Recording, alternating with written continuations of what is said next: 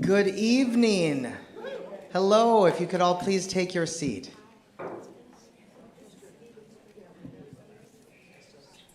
I'm Manny Kowalin. I am so honored to be the Executive Director for Inspire Washington and the advocate for science, heritage, and arts in our community.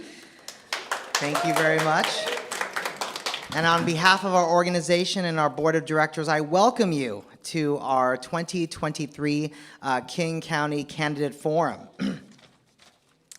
Inspire Washington acknowledges that we and our partners statewide are on the homelands of Native peoples who have lived in this region from time immemorial. We pay respect to their elders, both past and present. We also acknowledge the traditional custodians of the lands where all of our cultural partners live and work. Currently, there are 42 tribes, 35 of which are federally recognized, that share traditional homelands and waterways in what is now Washington State. Some of these are nations and confederacies that represent multiple tribes and bands. Inspire Washington recognizes and respects all of them. We express our deepest respect for and gratitude towards these original and current caretakers and cultural bearers of the region. As a cultural sector, we acknowledge our responsibility to establish and maintain relationships with these tribes and Native peoples in support of tribal sovereignty and the inclusion of their voices in teaching art, heritage, natural science, and providing cultural programming. We pledge that our relationships will consist of mutual trust, respect, and reciprocity. Inspire Washington acknowledges that here at Town Hall, we are on the homelands of the Duwamish tribe in the interconnected lands of the coastal Salish people.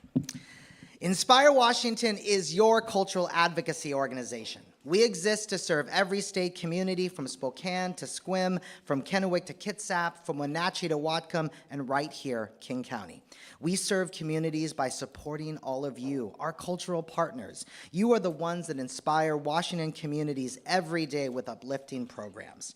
Inspire Washington's Advocacy Coalition combines and focuses the energy of thousands of people and organizations and businesses that provide science, heritage, and arts activities and experiences to every one of Washington's 281 cities and towns. As we start this cultural conversation tonight, I want to highlight that we are more than the people gathered here today that fill these chairs. The cultural sector is representative. We are hundreds of businesses across King County. We are thousands of creatives and cultural workers and labor unions. We are tens of thousands of volunteers and supporters, and we serve millions of audience members, students, patrons, and other participants. We are a big interconnected community, and we make King County vibrant, beautiful, and alive. Cultural programs are service-oriented, and they're community-based. We are here today because communities from Shoreline to Algona, Vashon Island to Snoqualmie Pass count on our quality of life programming. We bring joy. You forge human connection. We also drive local economy and serve as the catalyst for our partners in human service, education, and public health, just to name a few. With our partnership, these partners succeed. According to the National Bureau of Economic Analysis, creative economy represents 10.8% of the state's GDP. I imagine that percentage is even higher here in King County. We are essential to Washington state's economy and the anchor that keeps us competitive in the emerging modern markets. All of this valuable community-centered work is threatened. For us, the pandemic isn't completely over, and we need further public partnership and investment so that we may fully recover and so that our businesses may thrive. And we also need more incentives so that we can really address the barriers of access to ensure that every community in King County, every citizen, every family, every child benefits from the uplifting power of science, heritage, and the arts. Whoever wins in November will be a leader in this work. They will be our partners in charting King County's cultural future. So we are really thrilled to have this conversation today so that you may learn more about their views on cultural work and so that we may all look forward and see the path that leads us to a brighter cultural future in King County.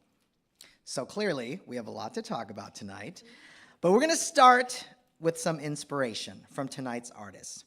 I would like to welcome Saya Pham to the stage. Saya is Seattle's first Vietnamese American Youth Poet Laureate. She is the author of Love Like, a poetry collection on the multitudes of love and the depths of the Vietnamese American experience. Her poetry has been featured in Seattle's Child, on KUOW, and the University of Washington's The Monologues. She is born and raised in Seattle. We bring a lot of creative people here, but it's really special when we have somebody that we raised here in the cultural sector. She is a graduate of our University of Washington with her studies in political science. Let's warm up the stage for Saya.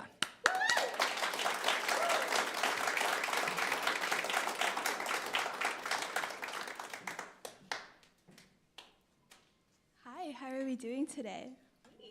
Awesome. I'm gonna shift over here, but I wanted to introduce the poem that I'm gonna be performing. It's called Shipmakers.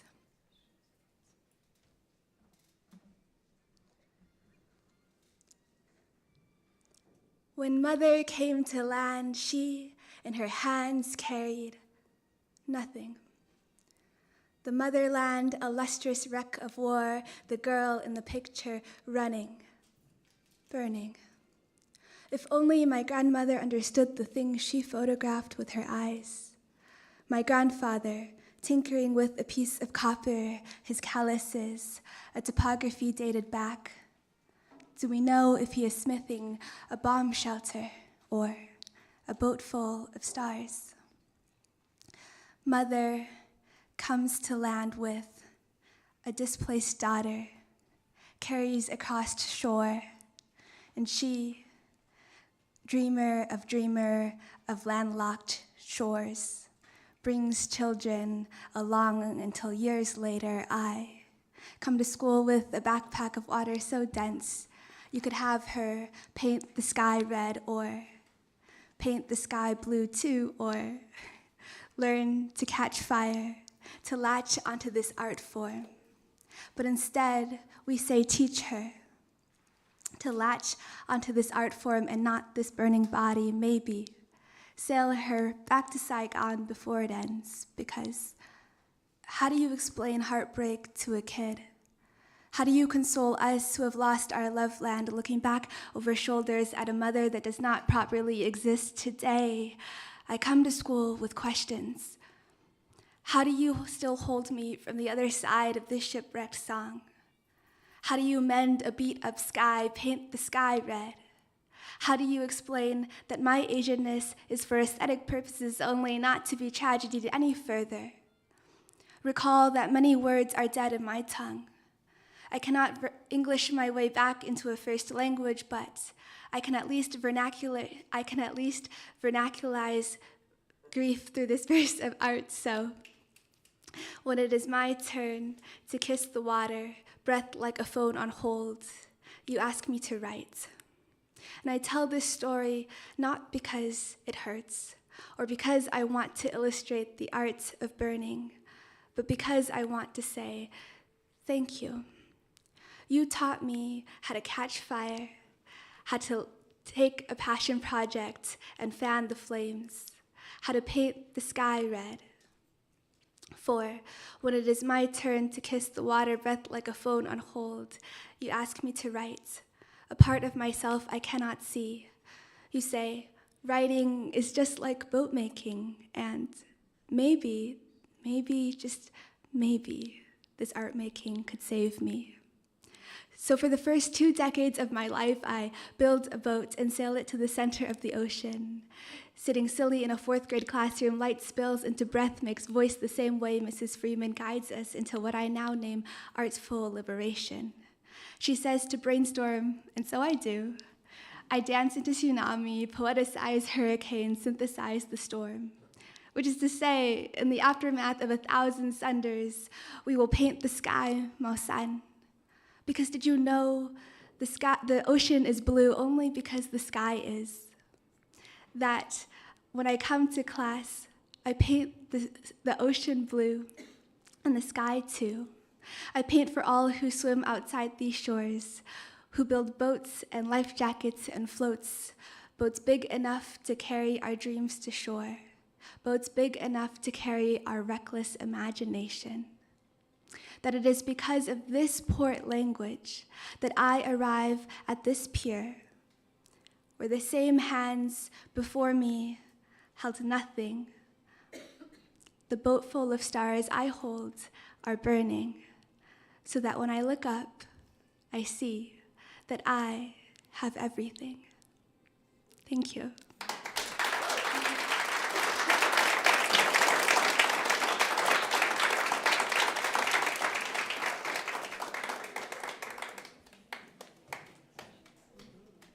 All right, my goodness, I have so many pictures in my head. Boats big enough to carry our dreams to the shore. What a beautiful idea. Thank you, Saya. That was amazing and gives us a lot to think about. Just a reminder, Saya will be selling her new book, which just came out at the end of the forum, so you can purchase them over at her table right there on the side. And also, I encourage you, get a drink. We're going to be here a while. So enjoy yourself. All right. To get warmed up, I want to explain to you how how we create this event and kind of the way that we're going to be guiding your evening tonight. Now, certainly, I've been doing this work for a while, and I have a lot of ideas, but it's not about my ideas. Inspire Washington believes in all of our leaders, and we know that the ideas and the conversations, really, the richness of that really is within our leadership. So we convene this event today. We create a space for us to have this conversation with some leaders that we've worked with and also with all of you as audience members. So we identified a variety of diverse leaders that do programs in science, heritage, and the arts across the county, and what we asked them to do is form teams. Really make this an inclusive opportunity for you to reach out to the cultural community within your district. One thing I think we can all agree on is that culture is unique to place. And whether you're in West Seattle or in Queen Anne or in Bellevue or in Newcastle or Mercer Island and on throughout the county, that culture is specific to the place there. And there are unique characteristics of cultural programs all across King County. So we asked our district captains to really form a team and really draw upon them to get the ideas about what they wanted to talk about, to identify themes and threads and challenges and opportunities and topics that they all could agree on, and we asked them to come up with 3 to 5 questions. We're going to try to get through as many questions as we can today, but in the issue of fairness, we're going to make sure that we keep this moving around. So each candidate will start off by being given 3 minutes to answer each question, and we will rotate through who goes first. Jesse, in the interest of fairness, because we support a fair process, will time each candidate's answer and will hold up a colored flag, which corresponds to how much time remains and how much more time the candidate has left. The green means keep talking, share everything, tell us more. The yellow flag means that the candidate has 1 minute left, so wrap it up.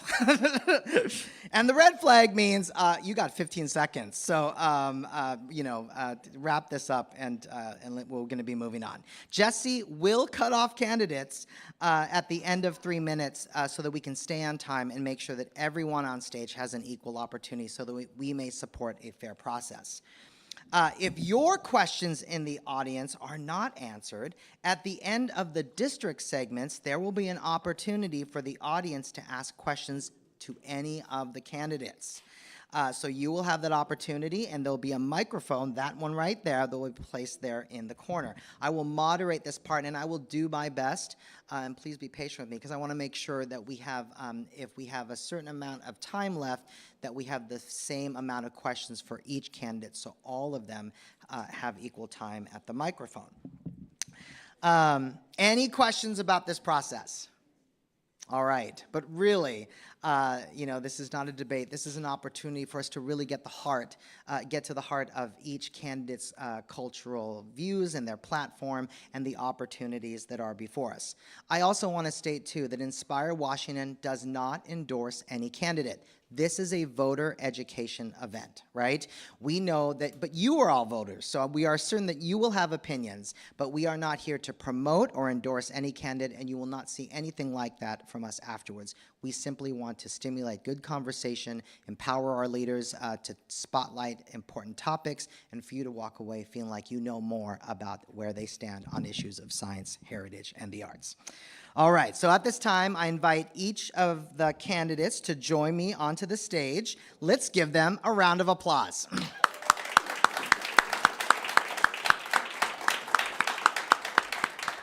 Thank you. Welcome. All right.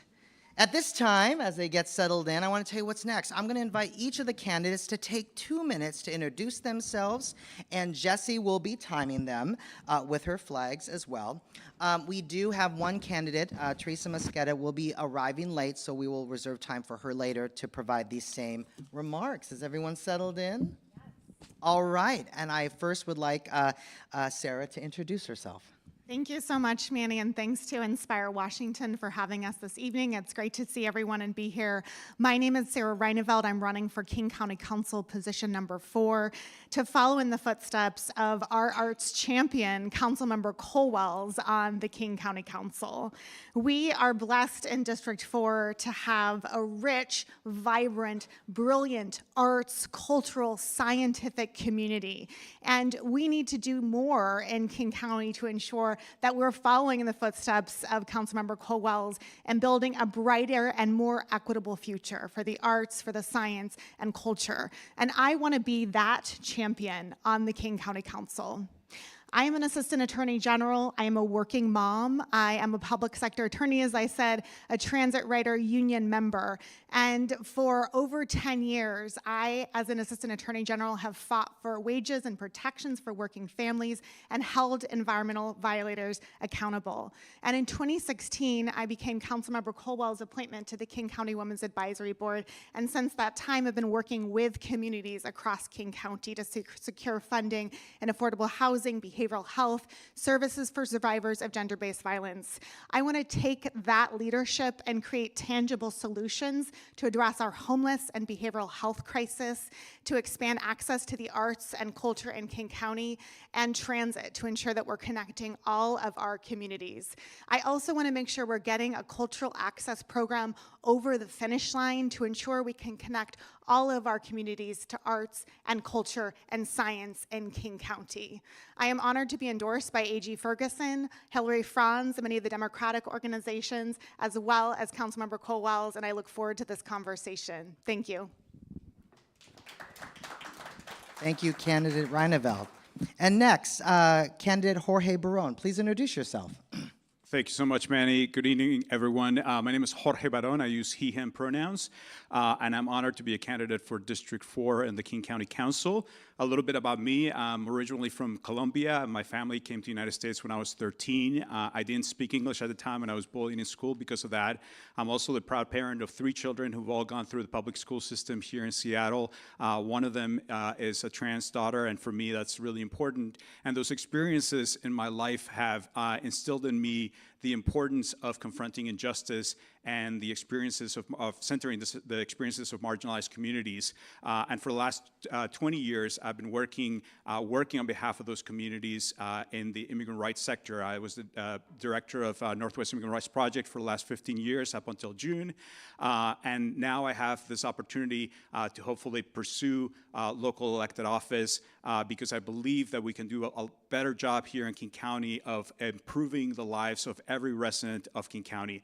I'm honored to be be here in this community because the culture and the arts has touched me in so many different ways. Growing up, my father is a producer in Colombia in the television industry and promoted the arts there. I worked for 5 years in the film industry in Los Angeles before I pursued a legal career, and all of my children have been involved in the arts. My daughter is now hopefully pursuing a career in theater.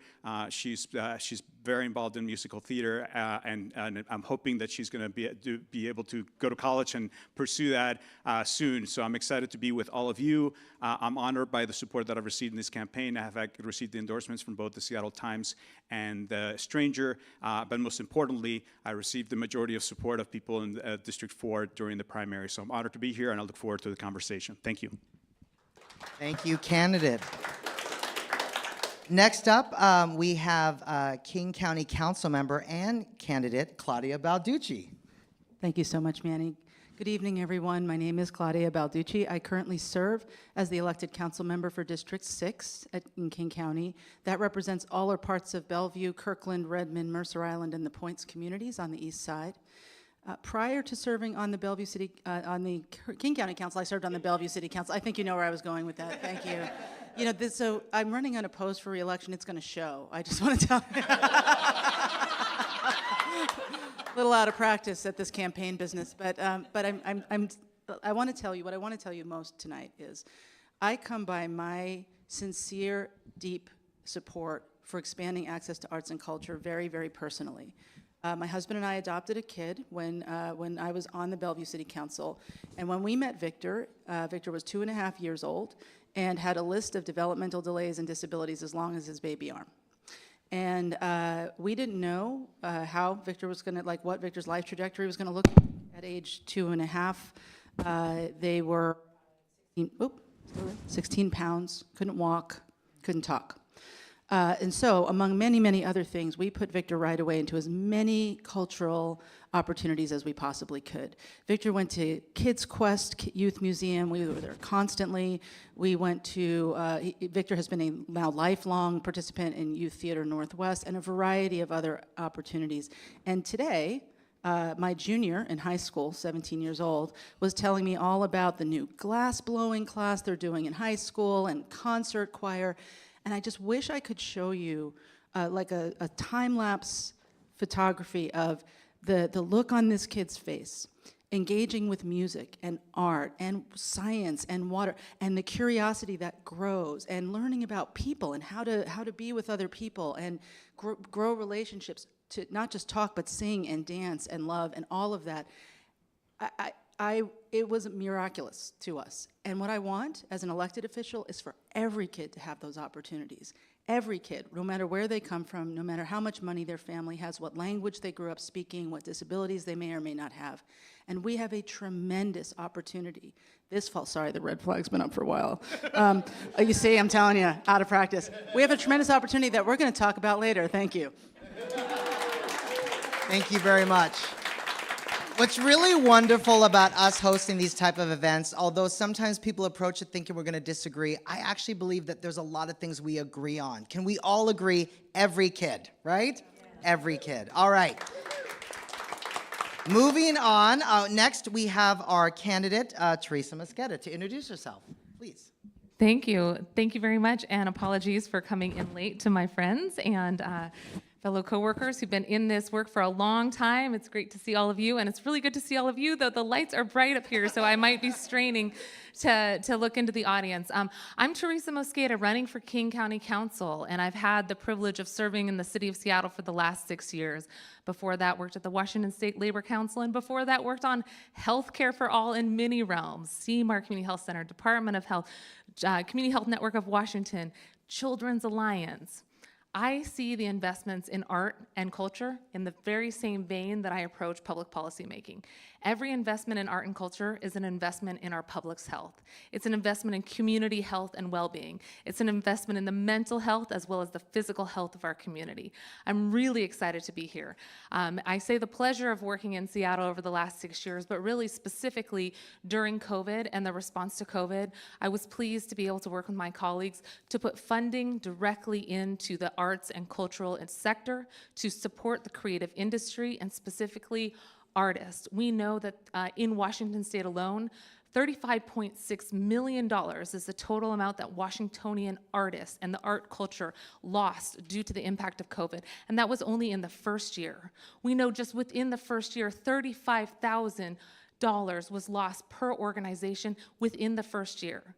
And now here we are, over 3 years later, and the impact continues to spiral. And we see ever more the importance of investing in art and culture, because as we come out of our homes and we come back into community and we think about how to create a healthy community, it starts with art and culture.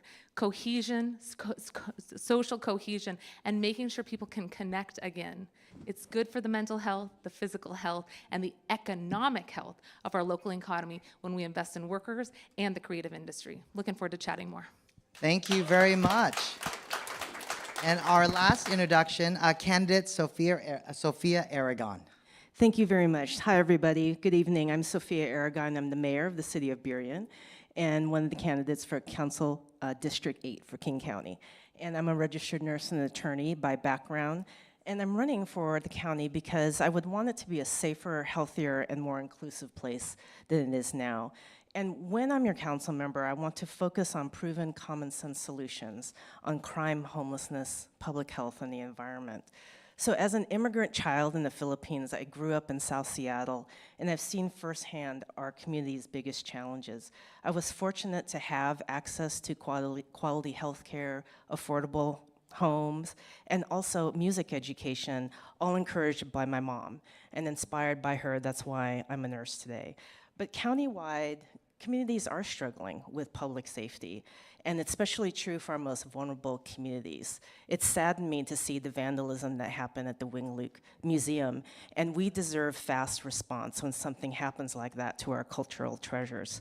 And so as mayor, I did work to increase law enforcement that we need, and representing communities is important. There hasn't been a council member with Asian descent for over 40 years.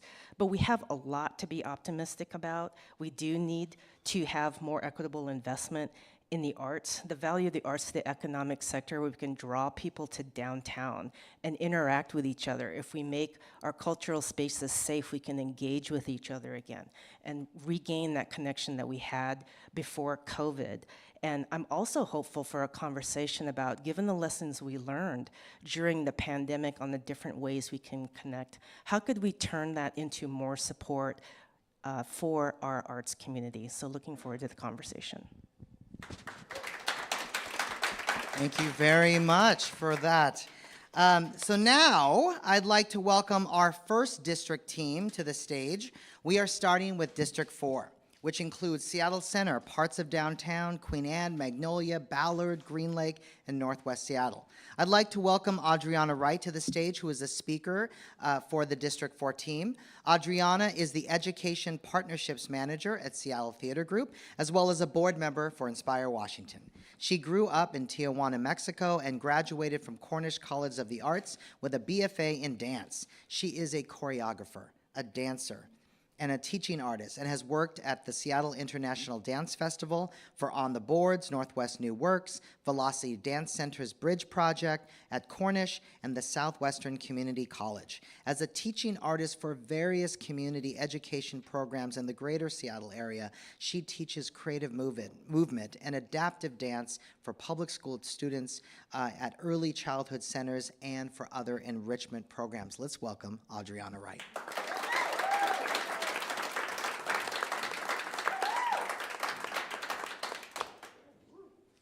Thank you.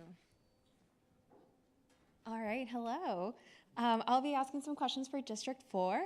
Our first question is, District 4 is home to the largest number of cultural organizations in the county. We are regional economic drivers, creating revenue opportunities for neighborhood businesses, rideshare drivers, hotels, restaurants, and bars, and remain very committed to the economic health of District 4. If elected, what, if any, policy changes will you pursue to help us continue to contribute to the thriving District 4 community? We'll start with Ms. Reinebold. Yeah, absolutely. Thank you for the excellent question. So as I stated before, District 4 is really home to one of the most nationally renowned and vibrant arts, cultural, and creative communities in the nation. And if elected, I'm going to be a champion on the King County Council for expanding access to the arts and culture in King County. As we stated before, I think our arts and cultural organizations are really still struggling, and we need to do more to ensure that they're recovering after the pandemic. I've talked to so many arts organizations that are even in Council District 4, from the ballet to the opera, science and cultural organizations, and we need to do more to ensure that they are not just in our communities, but are thriving. So I am going to be a champion for our cultural access program. I'm hoping that I will have the opportunity on the King County Council to actually implement that program. And what that'll do is not just ensure that operationally our cultural and scientific communities in Council 4 are thriving, but that we're also doing more to expand access to those opportunities for everyone in our community, for our underserved communities, BIPOC communities, elders, seniors, youth, to expand access to everyone. I grew up as a ballerina, as a ballet dancer, and the arts had such a transformative impact on my life. I think that we know that the arts and cultural community, particularly in King County, creates hundreds and thousands of good paying jobs. In King County alone, the arts-related businesses account for 8,000 businesses, and there's actually 3,400 jobs or 34,000 jobs that are generated just from arts-related organizations alone. We need to make sure that we're doing more to not just sustain those cultural and arts businesses, but to make sure we are ensuring that they can create those good paying jobs, union wage jobs, and also ensuring that we are ensuring that our cultural economy, which is made up of our restaurants and businesses, is thriving. So I think that's critically important.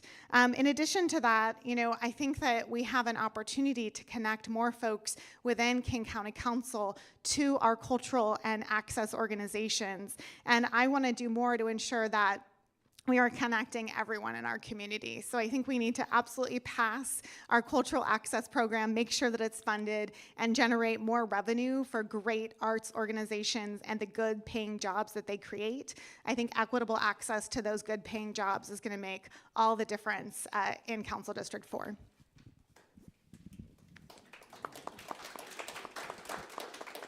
Thanks, Adriana. Well, I think, as Sarah mentioned earlier, both of us, I think, recognize the important role that Councilmember Co-Wells has had in supporting the arts and being a champion for the arts. And I think both of us are committed to continuing that legacy, because we recognize the importance that the cultural organizations and the arts play in District 4 and throughout the region, and that we have a special responsibility to make sure that we're supporting that. And I see that a lot of the issues that all of us are working on, as somebody who worked in the nonprofit sector and led organizations there, I've seen how the struggles of making sure that we have access to a workforce that is supported. And I think that's also true for the arts and culture, and making sure that those organizations are in a position to be able to provide living wages to the members of the arts community, and also to make sure to have other forms of support. I was talking to one, and I can't see you right now, but some of our colleagues here who are here and talking about issues like, for example, the lack of affordable childcare. And the challenge that presents for people to be able to enter and to provide and to be in work. So the challenges of transportation, making sure that we have a transportation network that's going to make it accessible to us. We're conscious, for example, that District 4, of course, as a place that has those cultural institutions, we need to make sure that we're building an infrastructure that's going to allow people to enter and access those locations from other parts in the county who have special responsibility to make sure that there's access so that people can get there. And I appreciate that Councilmember Balducci here has been working very hard on the Sound Transit Board to make sure that happens. I think we also need to make sure that we are providing those investments and that we build the future stable sources of revenue. And one of the things that I've been articulating throughout is that we need to work together to make sure that we're identifying in the long term progressive sources of revenue to make sure that we can continue making those investments in all of the important things, all of the essential services, including culture and arts funding, to make sure that we have stability in the long term, while at the same time making sure that we're doing so in an equitable fashion and that is not placing disproportionate burden on low-income people. I need to remind everybody, we have the most regressive tax system in the state, and we need to make sure that we are working to make sure that the support for arts and culture also is done in a way that is not going to exacerbate those disparities, and that when we use resources that might do that we ensure that those resources are going to open up access to marginalized communities who have a more difficult time accessing cultural and arts programming. So that's something that I see as a responsibility to make sure that not only the people in District 4, that people around the region are going to be able to access all of the wonderful work that happens within District 4. Thank you, and thank you for bringing up transportation, because that's the next question. District 4 cultural organizations are excited for the expansion of Sound Transit, and we look forward to patrons and employees using public transportation to access our institutions. At the same time, the construction of the downtown to Ballard line will be incredibly disruptive for many of us. If elected, how will you support District 4 organizations and businesses during and after the construction of the ST3 stations and tunneling? Well, thank you. I did get ahead of the question here. So this is an issue where I think we need to find the right balance. This is a complicated issue. And the way that I like to think about it is to make sure that we're engaging with people in the local communities and organizations that are here locally that are going to be impacted, because we need to balance the very understandable concerns about short-term impacts. And when short-term, I think we're still talking about years that construction may have, with the very long-term, and in that case, we're talking about decades and a century of infrastructure that we're building with our Sound Transit infrastructure. And so it's not a simple answer, right, to be able to address that balancing. And I appreciate, again, that my colleague here is working on those issues, and that we hope to be in a position to be able to inform that. And if I'm elected to the seat, I plan to advocate on behalf of the organizations and the people of the District 4 to make sure that we're finding the right balance, that we're doing the engagement to identify the best balancing of making sure that we address the short-term concerns. But again, I also have to think, I think as an elected official, that we have to be conscious of the future and not just think about the people who are going to be impacted today, but how the ridership and all of the people who are going to be moving literally decades from now. And I think it's also important for us to consider the benefits that it's going to bring to our region, and specifically to areas that are in District 4 and places like the Seattle Center, for example. The ability, if you think about all the people who might be able to take light rail from South King County to be able to just easily make it to the Seattle Center, for example, and be able to access all of the richness of cultural institutions from the east side as well. The fact that we're getting close to that point, and that we're going to be able to make that access better, that's going to have a huge benefit to those institutions that are in that region. And the important thing is that we try to find the right balance through engagement, through meaningful engagement, through the institutions being attentive to the concerns of the organizations that are going to be impacted, and that we work together as a community to find the right balance between those short-term disruptions, but the very important long-term benefits that the Sound Transit expansion is going to have for our district. And I certainly hope that if I'm elected, I would love to be part of the Sound Transit opportunity. Obviously, we'll have to work that out if I get the opportunity to serve, because I want to make sure that I'm a voice in whatever role I would be to be able to articulate the concerns of our district residents into that process, which is going to be really important for our community. Yeah, this is an excellent question, and I am running to be a transit leader. I am a transit writer, and I think we need to do more throughout our light rail to Ballard extension to ensure that we are connecting all of our communities to fast, safe, reliable, convenient transit. And that means elevating community voices, and as Jorge was saying, really weighing the long-term benefits of these transit opportunities to connect our communities long-term versus the short-term disruptions. And that means elevating community voices, it means listening, and it means engaging communities from day one. So I think it's important to point out now that unfortunately, we don't always have connectivity to our arts and cultural hubs, either through our metro system or obviously Sound Transit yet. Unfortunately, a lot of times you'd get out of the opera or the ballet and you can't be connected to transit. Maybe it's not safe, maybe it doesn't get you where you need to go. And so when we're thinking about designing transit long-term, we have to elevate the voices of transit writers and ensure we're centering them in the discussions. And my concern to date, and why I want to serve on the Sound Transit Board, is that the Sound Transit Board, I think Claudia and others are doing a great job, Councilmember Balducci, but not everyone's doing a great job, I think, of elevating community voices. And so, I think we need to ensure that as part of that process, that we are engaging with community. And what does that mean? I would love to see a community member, a transit writer on the Sound Transit Board. I would like to see meetings on the set that are more accessible to folks, that center writers' voices, and that are more responsive. And I think one of the instances in which we can center community voices more, even in the context of Council District 4, is when we look at stations and kind of weigh the benefits as well as the maybe short-term construction impacts of stations like our 7th and Harrison station.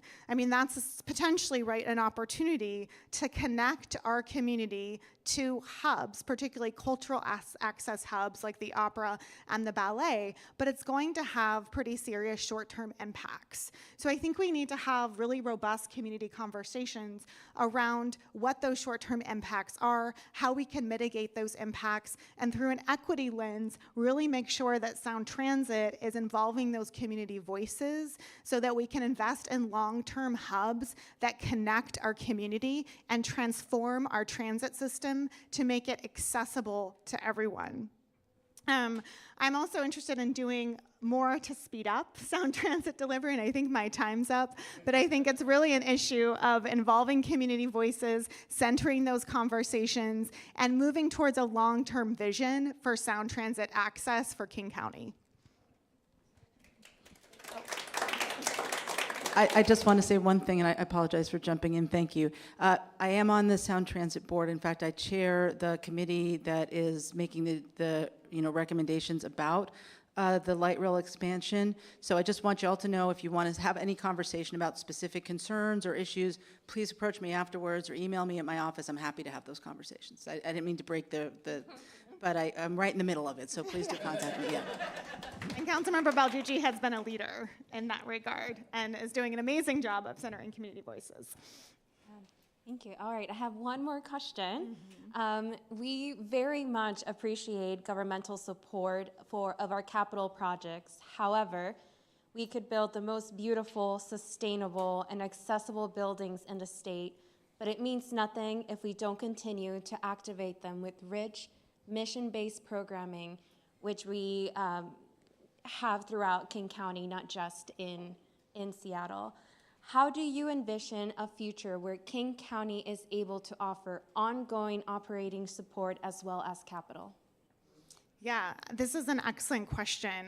So as I stated before, I mean, there are a lot of sources, including for culture and other sort of sources of operational support in King County, but we absolutely need to get a cultural access program funded and over the finish line to ensure ongoing operational support.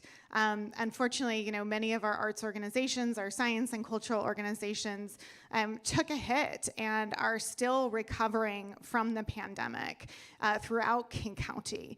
And we need to have their back at this moment in time. And that means approving not just a cultural access program, but making sure that we're really extending that funding in an equitable way so that everyone throughout King County has access to cultural access programs. And that means, our school children, that means our youth and elderly folks, that means disproportionately impacted communities, BIPOC communities. That means, as Councilmember Balducci was saying, everyone. So I want to stress that this is the opportunity we have now. I have unequivocally been in support of this Cultural Access Fund, and I want to make sure that we're getting it over the finish line. I have talked to so many arts organizations, including the ballet and the opera and others, about what this ongoing operational funding would mean to them, and it's critically important that anyone that is elected to the King County Council not just support it, but ensure that we are implementing it in a way that is equitable and sustainable long term. I also want to point out that I think it's critically important, and King County has provided access to the arts for our schools, and there are several sustained sources of funding, and organizations also provide that source of funding, including STG Theater Group, and really engaging our kids. I have 2 kids in the Seattle Public Schools. My little guy just went into kindergarten. My older daughter is 9, and I was just at their Friday Sing, and they love the arts. They're engaged in the arts. I want every child throughout King County and throughout our state to have access to cultural and artistic programming. It's so critically important from an equities perspective and from an anti-racism perspective to ensure that we're engaging all of our youth.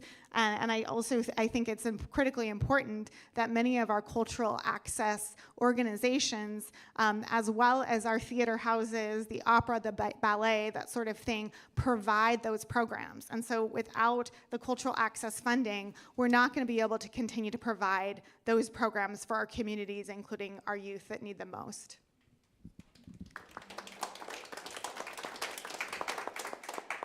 So as I said in the beginning, I am committed to making sure that we have robust funding for arts and cultural organizations. And for me, as I said earlier, my daughter had the opportunity to be part of the Seattle Children's Theater program, and just have seen for her what an important institution that was for her and her development.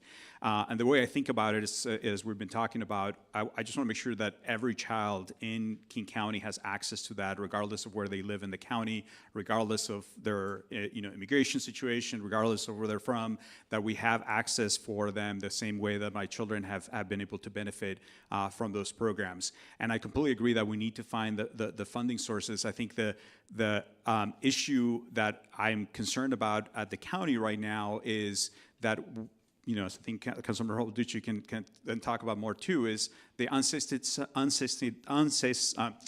unsustainable the current way that we're funding all of our services across the board.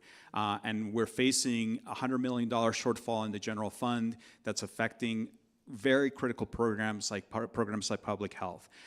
So we need to be tackling those issues as well to make sure that we're protecting all of the services, because none of us in this community, including artists and people who work in the arts and cultures, are going to be better off if we're disinvesting in those critical programs that provide important support for us in the community. So I want to make sure that we're thinking about all of those issues and making sure that we work together with our state legislative partners to really long-term shift the way that county services are funded, to make sure that we can not be in the situation of having to disinvest from those services. In the short term, I recognize that right now the avenue that we have to be able to provide critical support to arts and cultural organizations is through a mechanism that the legislature approved with the sales tax. And as I've said, I'm concerned about the regressivity of that, but I'm willing to support something if we can make sure that the benefits of that regressive form of revenue goes to support communities that have more limited access to arts and culture. And so for me, that's going to be really important in considering that. Obviously, I know the council is working on that right now, and I'll respect the decision that the council makes. But if for some reason this gets pushed over into next year, for me, it's just going to be making sure that we can justify the extra burden that we put on low-income communities with a regressive form of revenue, to make sure that we are providing and providing the bulk of the benefits benefits to those communities to make sure that they have access to the same wonderful work that our arts and cultural organizations do throughout the county. Thank you. Thank you both, candidate Reineveld and candidate Baron, and I will be seeing you later, I'm sure. All right, yes, thank you so much to Adriana and for her team for District 4. Woohoo! You know, we do a lot of advocacy for all of our great communities across the state, and we know that our stories are authentic. When we tell lawmakers that these areas, these districts are cultural capitals of the world that do significant work. So I'm so glad we had this conversation today. We're having this conversation today. Before we move forward, I want to recognize that there are audience members out in the Zoom sphere that are watching today, and we just recognize you're there. Thank you for tuning in. We got a lot of your emails asking for the link, and we also are really thrilled with our partners at Seattle Channel and with Town Hall that will be sharing this link so that people who will watch this in the days and weeks to come. Next spotlight is District 6, which includes Bellevue, Mercer Island, parts of Kirkland, and Redmond. I'd like to welcome Putter Burt, the captain for District 6. She has been the CEO of the Kids Quest Museum in Bellevue since 1999, which serves over 225,000 people, many of them very little, every year, welcoming families from King County as well as Snohomish, Pierce, and Kitsap counties, and visitors from across the country. Putter has over 30 years of experience serving in leadership roles at a variety of children's museums across the country.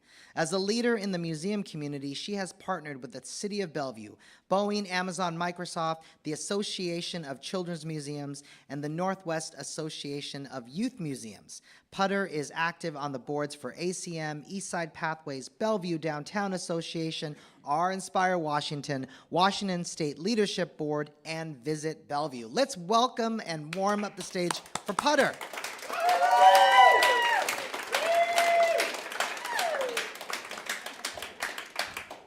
Thank you, Manny. I'm going to break this. I'm just a little taller. But. All right, here we go. Our first question is about the creative economy. Creative economy practices are activities or methods used in policy, research, programmatic, or funding spaces that are designed to amplify and advance the inclusive creative economy in local communities.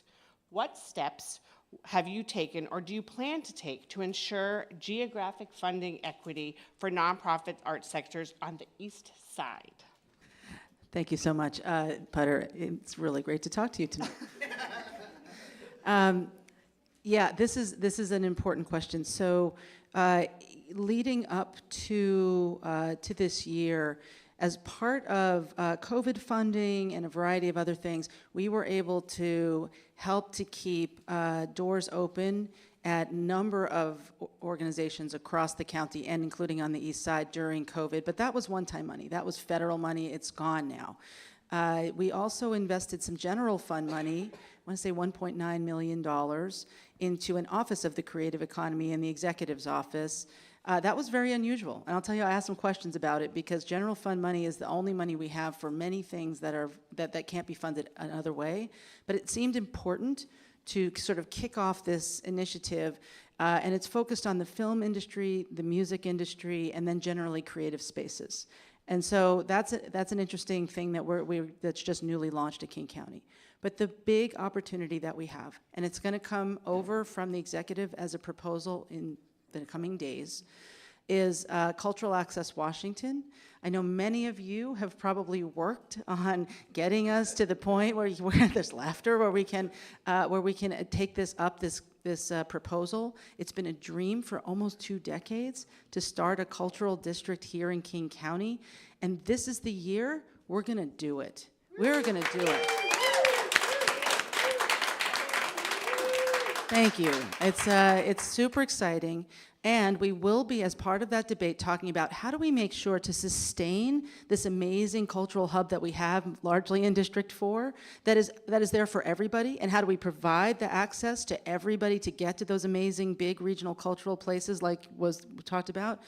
But we also need to spread the wealth around so that we can sustain cultural institutions in South King County and East King County, so that we can innovate, grow, and sustain smaller, culturally diverse, all kinds of different experiences. There's an opportunity in East King County at the 130th Street Station where Sound Transit to build a Bel-Red Arts District. That's in sort of in between Bellevue and Redmond.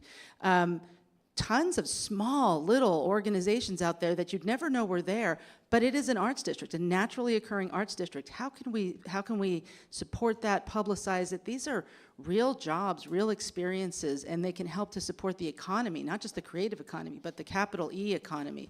So I am delighted to have a chance to work on this year. I hope we hear from all of you all in our offices saying, please pass cultural access.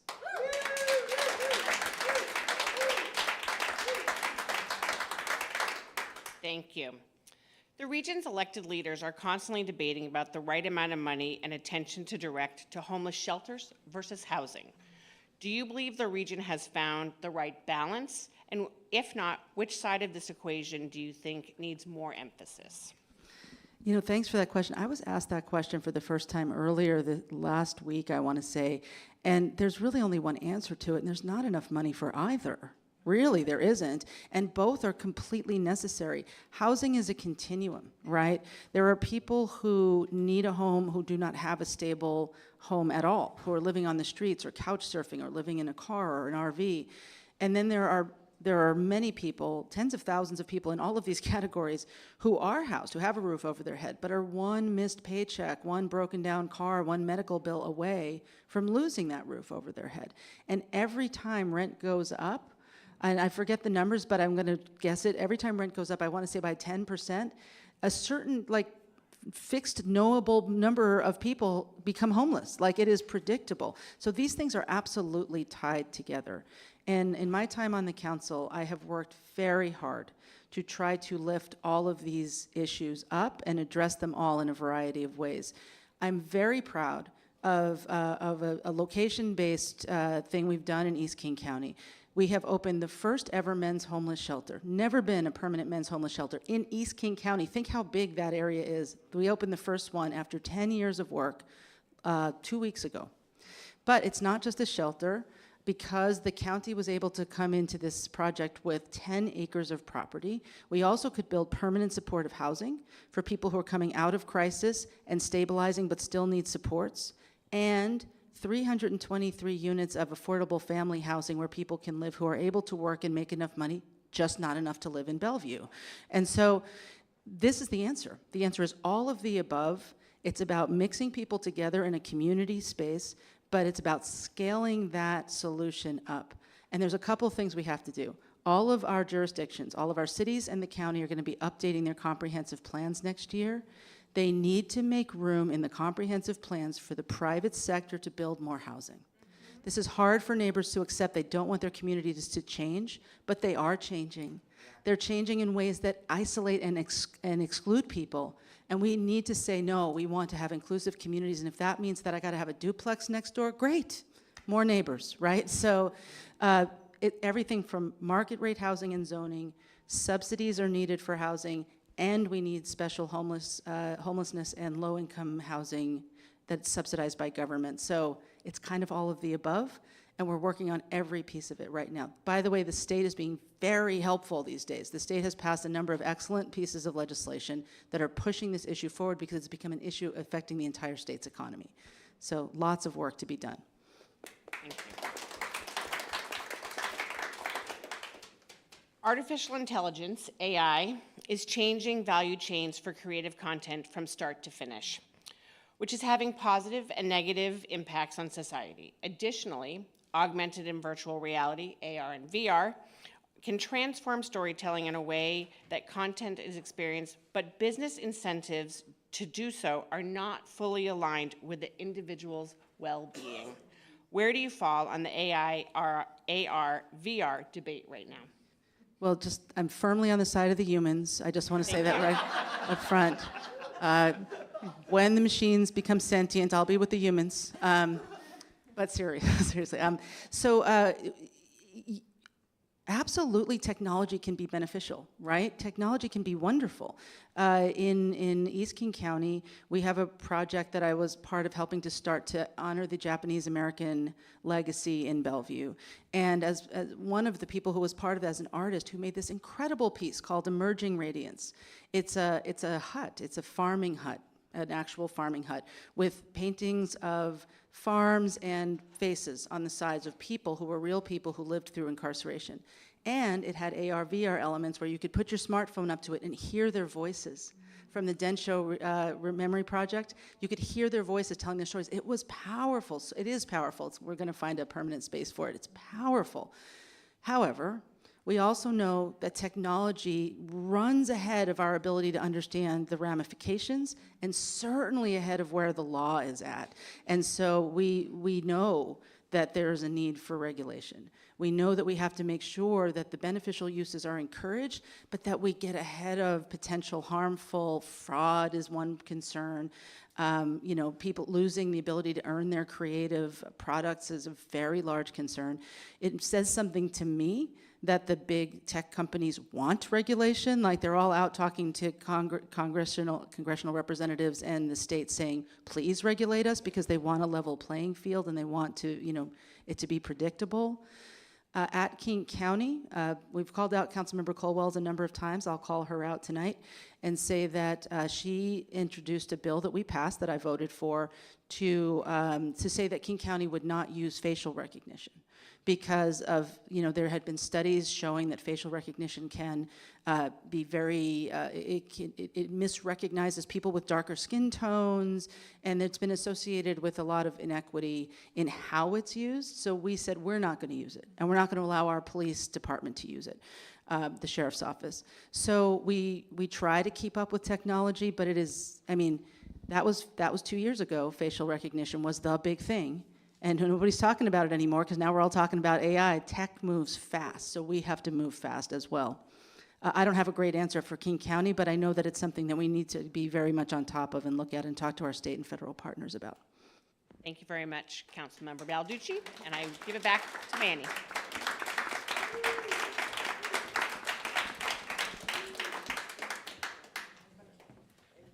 All right. I really love that in this last segment that we actually were able to highlight, I hope I'm not wrong, the artist Michelle Kamada and her beautiful artwork. Thank you. I should have said Michelle Kamada. Thank you for doing that. Absolutely. I love Michelle Kamada. I've had the opportunity to work with her a number of times. Let's give this segment another round of applause. All right. Our final district this evening is District 8. This diverse community includes West Seattle, Vashon Island, White Center, Georgetown, and Burien. I'd like to welcome our District 8 captain, Ana Maria Campoy. Ana Maria is a theater artist, an educator, an advocate. She works as an educator, adapter, director, and performer.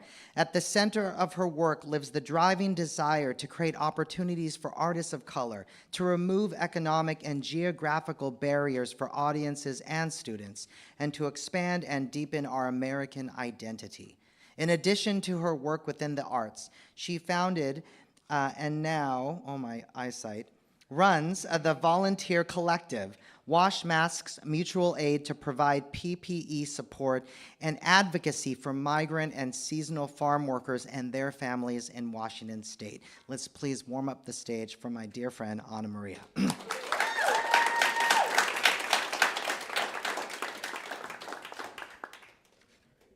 Hello, good evening. This one's first, we'll go first to Councilmember Mosqueda and then candidate Aragon. How do you think the creative economy is connected to social services, housing, public health, and public safety within District 8 in King County? How do you drive deeper investment? Where is arts and cultural funding on your list of priorities? Where do you rank it, especially in years where there are pushes for budget cuts? Oh my goodness, I love that question, and it includes everything. Thank you for asking that question. And I would know, I think we're in District 8 right now. I've seen documentaries here, I've seen plays here, I've seen people put on incredible performances here. And I appreciate all the art that was Sarah mentioned in District 4. But I want to note, Georgetown with Equinox, we have West Seattle with the arts, thank you. Vashon Island, which just feels like it's year-round. We have incredible artist shows and opportunities for youth engagement, as well in Pioneer Square and with the youth art programming that occurs, and in White Center, and in Burien, and in Tequila. It is an incredible opportunity to represent this district and to lift up the investments in art. I think that investments in art are actually a preventative public health intervention strategy. We talked a little bit about public safety and community health at the beginning. When we invest more in programming for youth and kiddos and young adults, it's a strategy to get people more engaged in their community, productive members of their community. It creates an outlet and a channel. And when funding is at risk or there's other pressing priorities, we should be prioritizing art. That is what I did as budget chair. In 2021 and 2022, we said as part of our economic recovery, we will invest in art. I put $6 million in the budget last year, $3 million in the budget in 2021, because it is a strategy for a more equitable economy. We invested money directly in for a creative art wall called the graffiti wall, so that kiddos and youth who are engaged in art, street art, have a safe and legal place to go to use that creative outlet. We created more opportunities for programming with organizations that are directly led by communities of color and working with youth now, so that there was strategies to have more creative and productive engagement with youth. That is a really good way to ensure that youth don't engage with the criminal justice system to begin with. We think about investments in the most critical and pressing issue that Claudia Balducci noted, housing. Well, housing can be coupled with art opportunities, small spaces on the first and second floors, just like I did at the Filipino Community Center, and just like I included in the housing levy that's up in November, and in Jumpstart Progressive Payroll Tax. Yes, funding is limited, absolutely, but in every single aspect, we should be looking through a public health lens, and when we do so, art and the creative economy and investment in the creators and artists, that is where we should be putting funding so that it fuels funding or fuels creative strategies throughout, and it creates ripple effects that benefit individual health and economic well-being, as well as population health and the greater economy as well. It is absolutely tied into every aspect of public policy if we do it right and prioritize it.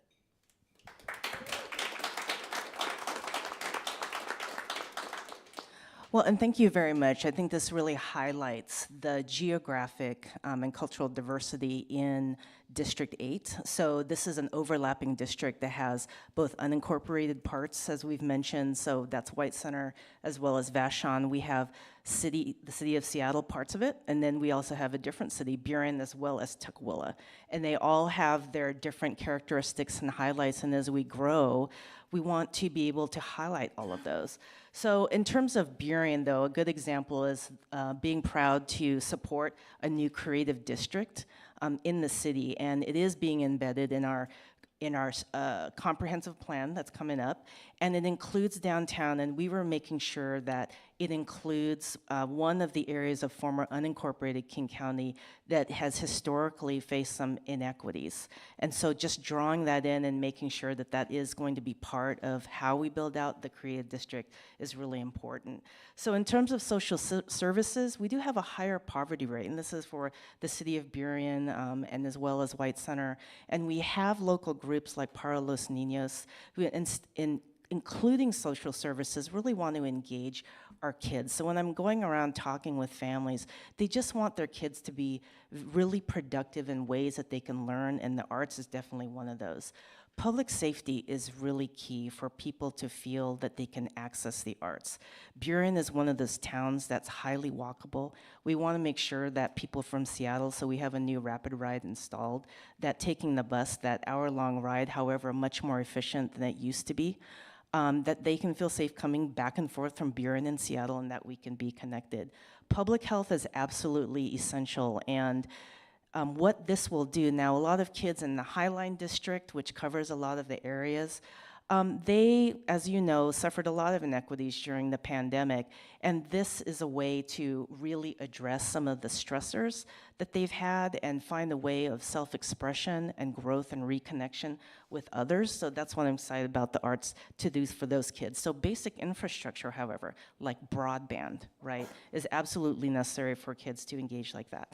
And then another thing about economic development, it was a great opportunity, the Creative District, to have partners like the Seattle Southside Chamber of Commerce to partner with our artists and our small businesses to help our creative economy grow in the city. Thank you.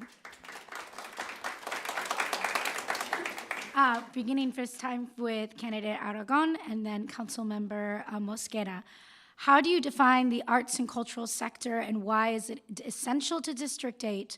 What organizations do you participate or experience arts and culture within District 8?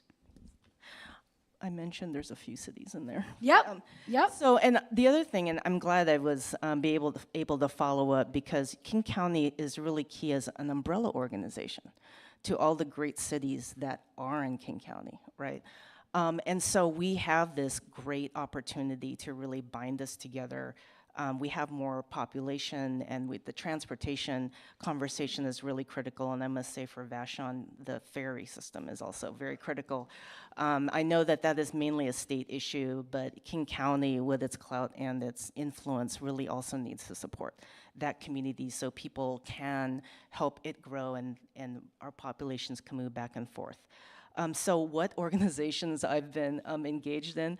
Well, and I think about how mainly I've been a consumer, Seattle Opera, the Seattle Symphony. What's really been important with my family is the West Seattle Community Orchestra, so that's a local orchestra in West Seattle. It was really mainly to get my stepdaughter, she plays violin, and she was privileged enough, unlike me, I learned the violin in public school. That was fine, and I'm proud to be, first chair, second violin. That's my proud moment as being a kid. And so I said, you know what, you need to go beyond the soloist thing and try an orchestra. And that really laid the groundwork that, to my surprise, I would have never known that she is now in the orchestra in college. So it's really incredible. And I must say, she and I, they also recruited me to be her chair partner. She and I were first chair, first violin in Wisco. Now, and which was a moment, a proud statement in my life, but for a week, because then COVID came and we had to suspend all those things. Yes, I know. I'm just really sad about that.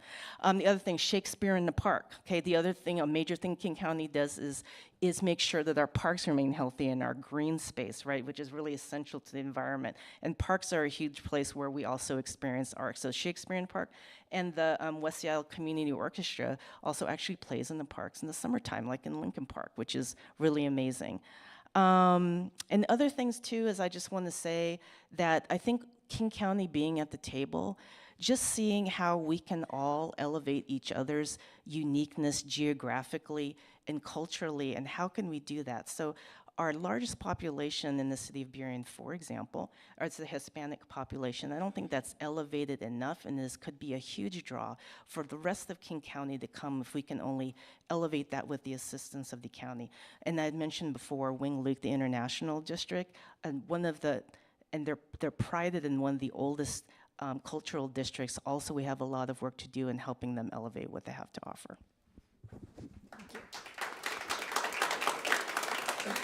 I heard the question about the names of orgs, but do you mind repeating the other part of it? How do you define the arts and cultural sector and why it is essential to District 8?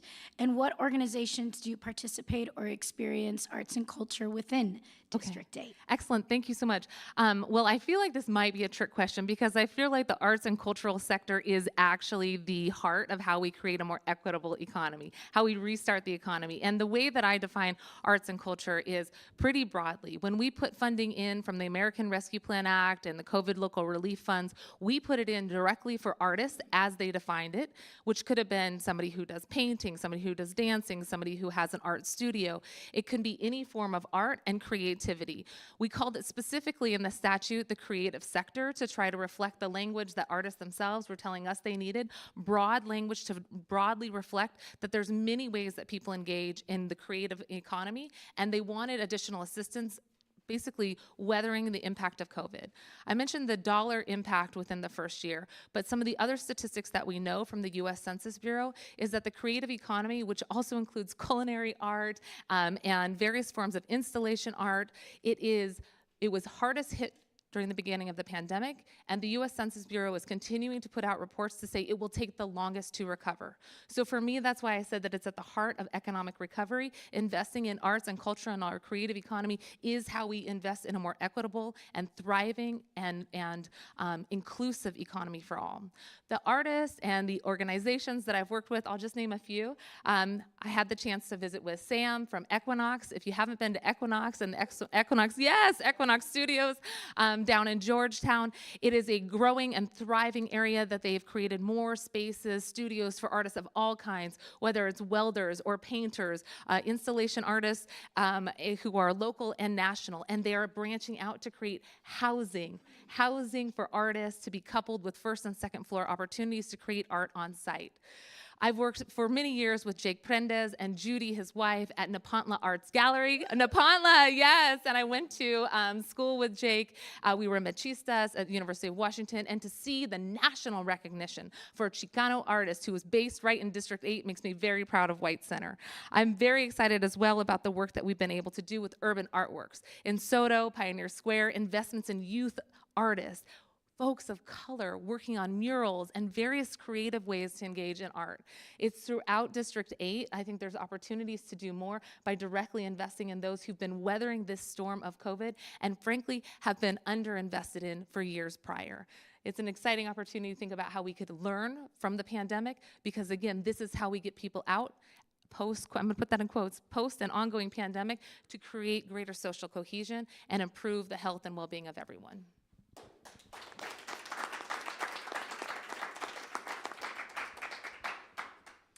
For my final question, what communities within District 8 do you wish to increase access, experiences, and participation in arts and culture, including youth, elders, global majority communities, our unhoused neighbors, and the diverse languages within District 8?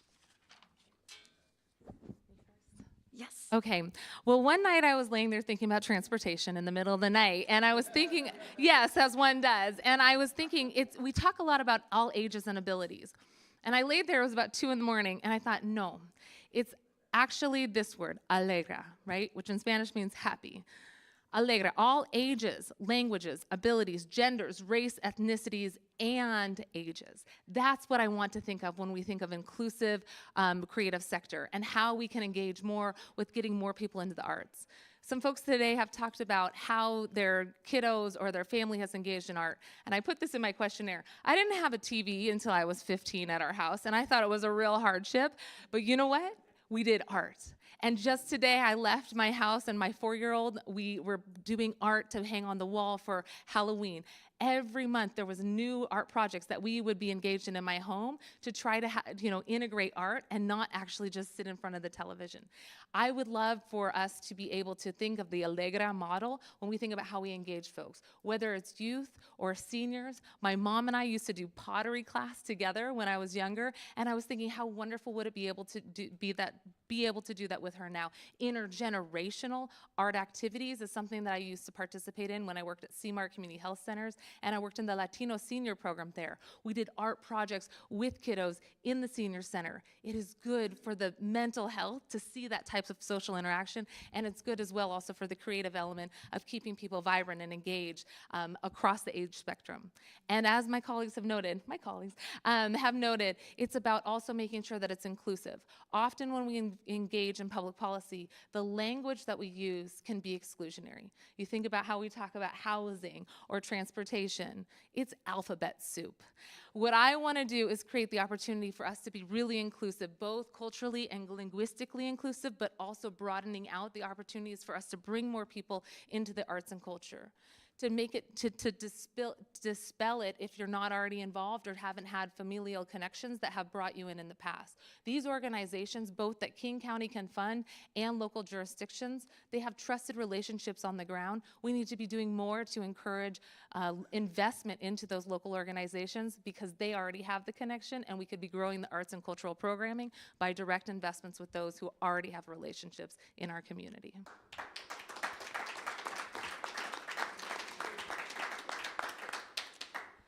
And as I mentioned, in the South County, we often have communities that have less resources than other parts of the county. So while there's a special eye towards that population, I really do think that all of the groups that you mentioned have to have access to art. Everybody does. It's just really foundational, just as my parents have taught me.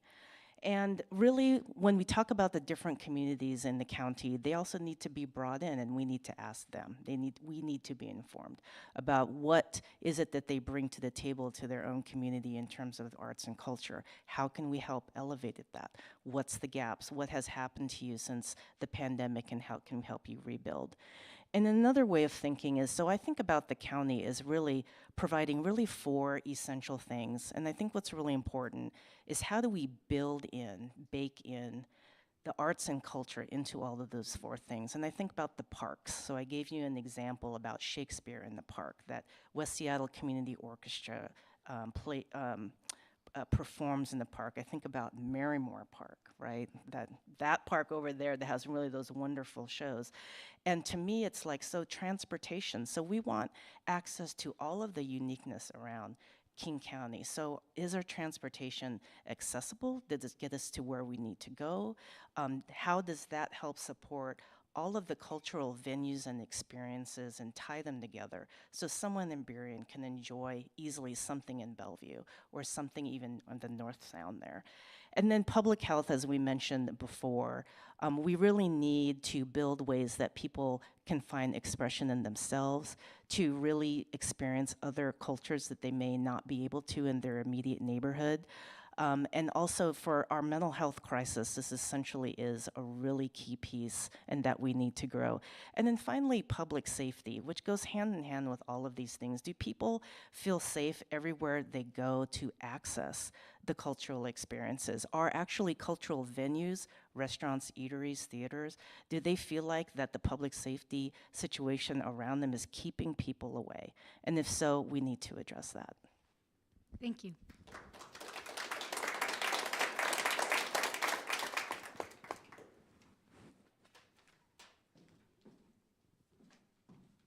All right. At this point, it is your opportunity to ask questions of the candidates. So thank you so much for bringing the lights up. We have a short period of time for this section, but we welcome anyone who has a question for District 4 candidates. Please come on up to the microphone. Hello, my name is Grace Liotti. I'm a second-year graduate student at UW in the museology program. So I'm thinking about museums and the cultural sector all of the time, and I've worked in museums for a number of years, mostly art museums, and I think that there is still a sort of way of thinking in the museum world, particularly in art museums, that because staff have access, this sort of close access to cultural treasures, that they sort of give up having livable wages, having good benefits, and support from their institutions. And I've worked in tons of different museum departments, all the way from curation to frontline staff as a security guard in an art museum. So I care about this very deeply. And you both touched on providing more funding and more diverse forms of funding to cultural institutions in District 4 so that they can continue providing access to the public. But I'm also wondering about what is possible at a policy level to support the staff there directly so that turnover isn't as high and people have the resources and support they need to continue offering the arts and culture to Seattle's community. Thank you. Who would like to take that first? Candidate Barone? Oh, sure.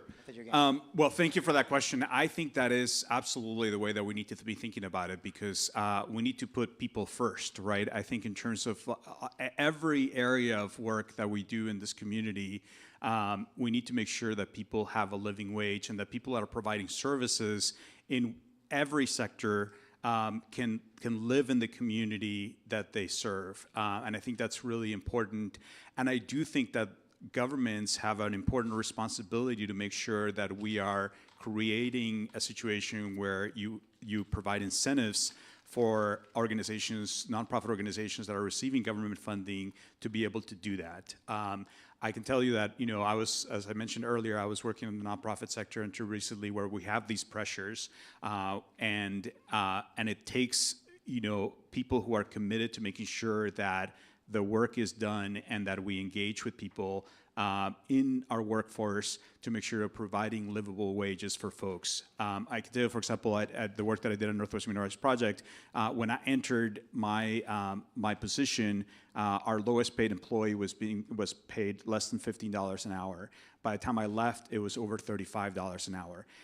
And that takes work, but it also takes engagement. It takes the fact that, I also want to acknowledge we're a unionized organization, and that was a significant factor in that, in making sure that we're promoting that as an opportunity for workers to advocate for themselves.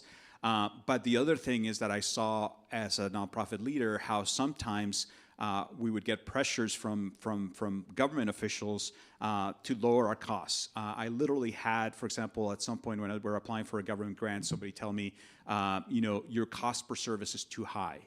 And my response to that was, yes, it is, because we're trying to make sure that people are compensated well for providing those services. And I do think that sometimes from the government try to relies on the nonprofit sector to sort of be able to pay less and create this sort of pressure among different nonprofits who are competing for funding and try to essentially cut corners. And I think that's really problematic, and it requires all of us to push back, and it requires people on the public sector and the funders to make sure that we're creating incentives to make sure that we actually incentivize and reward organizations that are actually providing a livable wage, that are providing strong benefits, and that we provide also supports, like I talked about before, in terms of like providing affordable housing so that people, artists and other workers at cultural institutions can live affordably, providing affordable childcare so that those folks can also make sure they have access to that. So all of those need to be part of the equation when we're talking about supporting arts and cultural organizations, as well as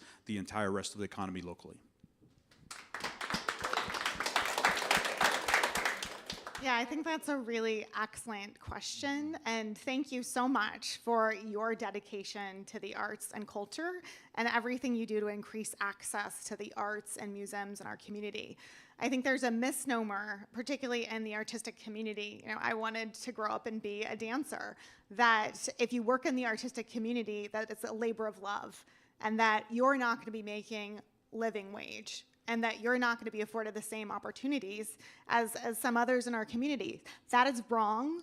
That needs to change. That is something that is distinct to the US. That is not something in Europe and other countries. And we need to make sure that we're investing in the arts with that ongoing institutional support that we talked about before, to ensure that everyone that works in the arts and culture, including someone that works at the Fry or the Seattle Art Museum or whatever the museum is, has access to living wage jobs, that you have access to housing and opportunities to thrive in our communities. So when I was an assistant attorney general, I still am, and we were really struggling with just having living wage jobs and living in King County, we unionized our workforce. And I absolutely think that unionization and the power of collective bargaining is so critically important in every sector of our economy. And I know that there's parts of the creative economy and that are unionized, but I think that we need more opportunities, really, to ensure that we're unionizing the workforce throughout our creative economies. And looking at really ensuring that we are ensuring the institutional support. So we talked a little bit about that, and cultural access is critically important. But also, I think we need more investment from our private sectors as well in the arts community. We need our technology community to step up. We need our government, both in King County through cultural access, but also our federal government and our state government to step up and truly fund cultural institutions to make sure that those that are working at every part of our cultural institutions and are really providing our communities with these opportunities to engage in the arts and culture are elevated. And so having that conversation, I think, county-wide from a regional perspective, what is it really going to take for us to pay everyone that works in the arts and culture a living wage so that they don't have to sacrifice for something that they love? What is it going to take to expand access to housing, as we were talking about before, including more subsidized housing? I mean, we have some great opportunities through transit-oriented development to create more artist housing, even in the 4th Council District. And what is it going to take to provide those vital social services? The other thing I want to talk about is healthcare and childcare, right? So I want to be a partner in this work. Thank you so much for what you're doing for our cultural economy and for communities throughout King County. Thank you. Next up, I welcome a question for District 6. District 6, yes, please. Hi, my name is Carol Roundtree. You see, I have a problem walking, speaking. I'm a stroke, I had 2 years ago. A big stroke after I was 2 years old. A mess. I almost died, but I didn't die. I'm a poet, paralegal writer, and I sing very well, you know. I'm in a band called Skinks. And I have mother twins. They're beautiful. Hello, Miami. How's your day been? I said, they're very tall. I was 40 years old. The question to all of you guys is Ms. Balducci, Claudia, I assume, and the doctor and nurse, legal person here in the yellow, and Miss pink person, names, right? And Mr. Cabrera, all of you. When you say immersion of all people, all the arts, I sing very well. I'm a nurse, I can admit. So how do you mean, do you mean immersion of all people? I'm a person too. I'm real, I laugh, I cry, I sing, I sing. Anyway, so I'll sing my song, I'll sing my songs. Mr. Cabrera, to you specifically, I'm from Miami. No, I was born in Boston, went to Miami, Fort Lauderdale, and then came to here. My last stop is here. It's my very last stop. I'm too old. I have no gray hair. So I'm 65. Oh, lady, I have about home to know. There you go. Anyways, my question to you is, when you mean fully immersed, any public transit, even money, homes, housing, medication for people, I have problems. You can tell. I'm sorry, I have seizures under control. I take medication, and I don't take no CBD, no bad biz. So, to you, the question, Ms. Balducci, seriously. Ms. Balducci, to you particularly, when you say immersive of all people, do you, like me, I go to opera, I go to theater, I go to STAM, I go to Frog Museum, I'm a BW, and VFS as far as wars. My dad was a big Navy guy. He died at home, he's 34 years old. He died big liver cancer, he's a very handsome man. I was crazy hair. So, we specifically get down to the dirt. Money talks, all walks. As he's saying is, I'll show you here. I have money. Let's see, money over here. Money talks, all walks. As a girl. You mean inclusion? I'm a person. You all can be right, Miss Butter, for a big person. And you're there like there's Miss people who are better than I am speaking. How do you mean inclusion? Specifically, it's down to dirt. I mean the nitty-gritty of inclusion. I take a call the Gimpy van, access van to get wherever I go, and they'll get right in time. You have a leeway. I go to Walmart. I go to went to the Frog Museum for that concert. Oh, if you have people, Albanian singers, and Croatian people. I've been for downtown with friends. I'm not shy. I have a Saka. Calms you down, as you can tell. Saka is very good for antioxidants. I'm very educated. I'm very intelligent. I'm paralegal. Went to Miami Community College, but I haven't much campaign to go on. But see, I haven't got a bachelor's degree yet. My son, he's break goes, hello, ma'am. Yeah, I passed a law degree, big deal. He's very handsome. He's my son. I'm a Travis. He's a Travis too. But I'm divorced now. The question to you, sir, the question is to it. Inclusion, do you mean rise to people? They have the fest. I've been down to the south. But I got one question specifically. Yeah. How do you mean inclusion? Yeah. For getting there, having housing and medication, which I take, unfortunately, for a lifetime. I have chronic sinus problems, as you can tell, other chronic problems. Yeah. What do you mean, Ms. Balducci? You speak first, please. Yeah, happy to. Thank you. Thank you. And so I heard that was a very big question. I know. What is inclusion, right? Like it's a big immersion, question. big, gigantic question. So to me, what it means to be inclusive when we're talking about arts and culture is that people can get from where they are, where they live, to the experience, to the facility, to the event, whatever it is. You have a way to get there. If you can't drive, if you take transit, it should be readily available to you. You should be able to afford to ride it. It should get you where you need to go. When you get to the place itself, you should know about it. Inclusion means information so that people know what's going on and they hey, there's this thing and I could partake in it. It means you can get in the door. It means that prices aren't a barrier to people coming in the door. It means the event itself is, as much as possible, done in a way that everybody can enjoy it, that there's, you know, accessible, we've looped our chambers, for example, there's accessible to people with hearing needs or different languages or whatever, right? That there is a wide variety of experiences that are in all different cultures. I mean, we have hundreds of languages spoken around King County, and we have all these different cultures, and so we want to like, not every single event can be in every single language or culture, but we want a system that brings everybody in and binds us to each other and gives, so that's what I mean when I say inclusive, is that the barriers to participating are overcome, and that you're invited, and you know you can come, like you came tonight, right? And that you can, but that you can go to all types of different, yeah. ABC plan in motion and guide. Somewhere in the back of your brain is burning on fire. Burning. She's a very good poet. Do you have a plan in motion? A plan? So yeah, is there a plan in motion? Yep, heard that.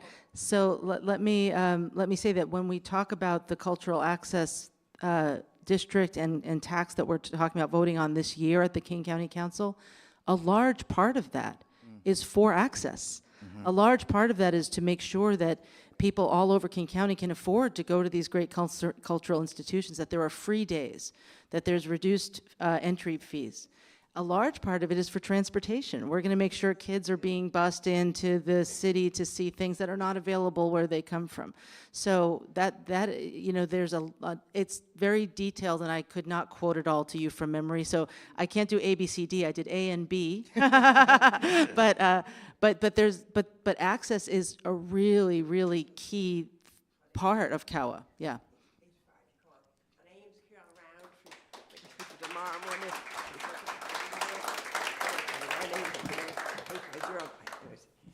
Thank you. We're going to move to the next district. Thank you Thank you so much. And we look forward to talking more of this after the event.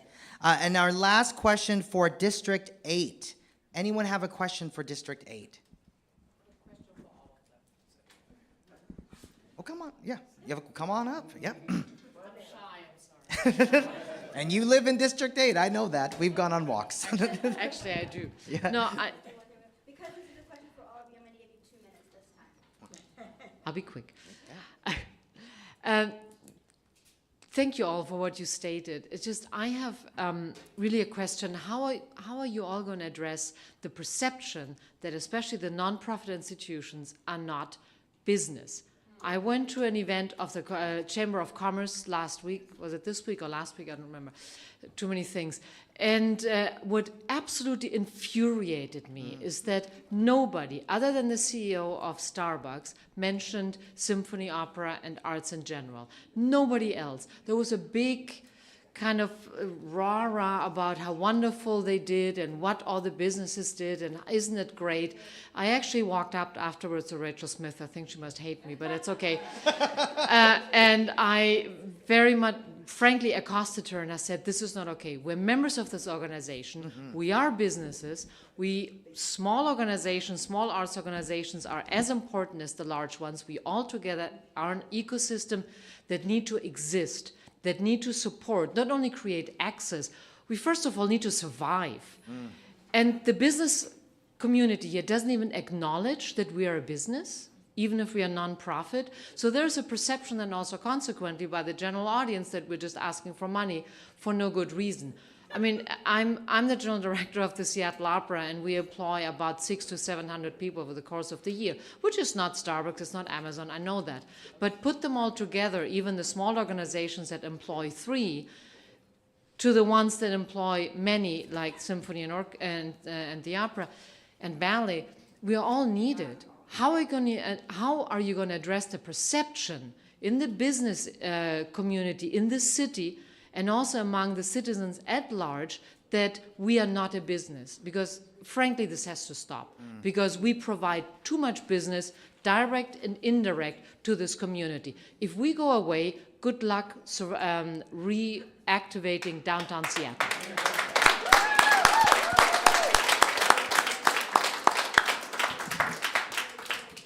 Would you? Who would like to start? Yes, please. I can start that. Well, I think, first of all, I'm a nonprofit director. My day job is the executive director of the Washington Center for Nursing.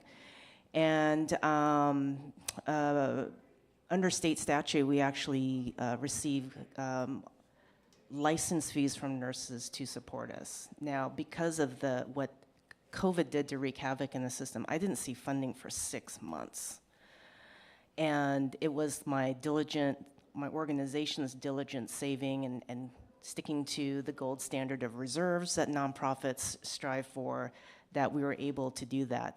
When Mr. Barone talked about in terms of pressures when you're under a grant to spend, I think sometimes those are unreasonable. So I think of the county as an entity that may award grants to really essential organizations. And one of the things that I'd like to see is that make sure it's not too administratively burdensome. So here's an example from my part of the world, is like a federal HRSA grant is so burdensome that I'm not even gonna bother to apply.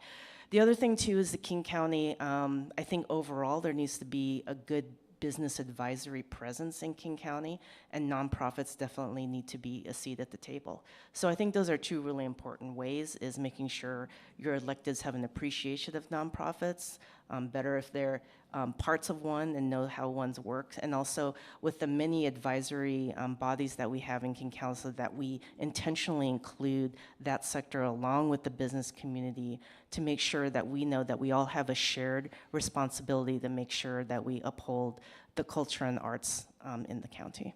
Thank you.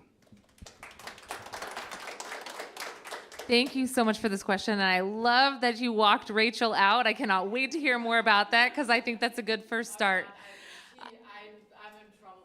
I think that's great. It's advocacy in all different forms so that we can continue to change perception. You know, the survey that I mentioned earlier from the U.S. Census Bureau, that actually came from the U.S.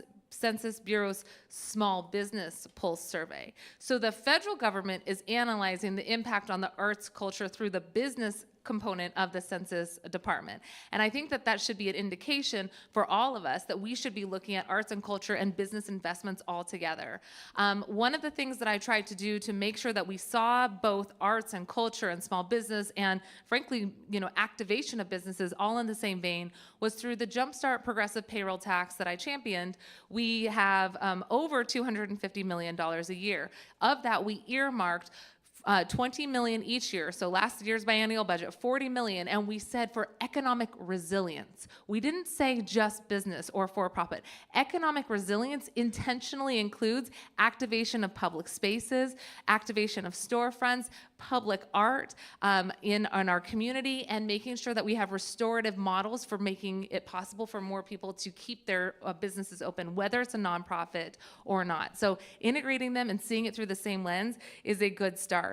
Lastly, I would just say that we need to continue to invest directly. As we have this conversation to try to change the culture and perception, frankly, public art should be a public good and an investment in all its forms. And so we'll continue, I think, as government leaders to make those direct investments, but we need to be changing the culture and the narrative along with you. My hope is that when we talk about economic resilience and the creative industry, and we use those terms, it changes the norms and changes the perception and then changes behavior. Thank you for your work. Thank you. Yes. So I'm gonna abuse the privilege and take the opportunity to answer both of the questions I didn't get to answer. So with regard to workforce, first of all, we traffic in this business in catchy phrases, and you inspired a new one. I'm going to say you can't eat antiquities, right? Like, but we encountered this exact problem in the human services field, and it was especially poignant because King County government employs people who do the same work as people who work in the nonprofit in that field, and it was very obvious. We pay our employees quite well, and we give them really good benefits and a retirement package. I mean, like, the nonprofit employees got virtually none of that. And so we're working on pay equity in that field, and I think it's a new idea right here, right now, but I want to think about what you said as we adopt a new major funding source. Can we use that as leverage to also start looking at funding and pay in this sector, because we used our funding in the human services sector to drive better wages. So thank you for that. I just want to say thank you for that concept. On your, and other big thinking ideas, like, there are many studies, I believe Seattle did one, that show that arts and culture are an economic multiplier. Yep. That they're not only are you businesses, you drive business to other businesses. And I want to say that the city of Seattle studies showed that it was like a 3 times multiplier. Like, for everybody who comes in and buys a ticket to the opera, you see 3 times that value in other spending. So that's, I hope the business community is aware of this. But again, all right. I will say, in my experience, geographically based business groups are keenly aware of it. The Bellevue Downtown Association is keenly aware of the fact that nonprofits and cultural organizations are part of their economy. And so I just want to suggest that maybe there are spaces that are more open to that way of thinking than the one that you mentioned that I won't name. So, however, again, as government invests, as you all fundraise and do your own investments, which you do, we should use our economic power to leverage business support as well, because that's 3 legs of the stool that makes something really viable, and I'd be happy to be engaged in conversations like that.